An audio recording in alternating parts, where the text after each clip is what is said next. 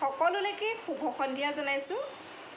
আপোনালোক সকলোৰে নিশ্চয় ভাল আৰু মোৰ ভালেই। ৰেগুলাৰ ভিডিঅ' দিব পৰা নাই। মই অকণমানিটোৰ লগত বহুত বেছি ব্যস্ত হৈ থাকোঁ, গতিকে ৰেগুলাৰ ভিডিঅ' কৰিব পৰা নাযায়। আনদিনাৰ দৰে আজিও ঠিক এটা ৰেমেডি ভিডিঅ' লৈ আপোনালোকৰ মাজত মই উপস্থিত হৈছোঁহি।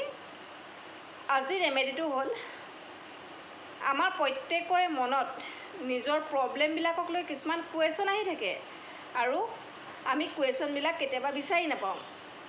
আমি নিজৰ প্ৰব্লেমবিলাকক লৈ যিবিলাক কুৱেশ্যন আমাৰ মনত আহি থাকে, সেইবিলাক আমি সহজতে কেনেকৈ বিচাৰি পাব পাৰোঁ। আপোনালোকে কি কৰিব, ৰাতি শুবৰ সময়ত বিচনাত বহি 108 বাৰ গায়ত্ৰী মন্ত্ৰটো জপ কৰিব আৰু নিজৰ কুৱেশ্যনবিলাকৰ এনচাৰ বিচাৰিব।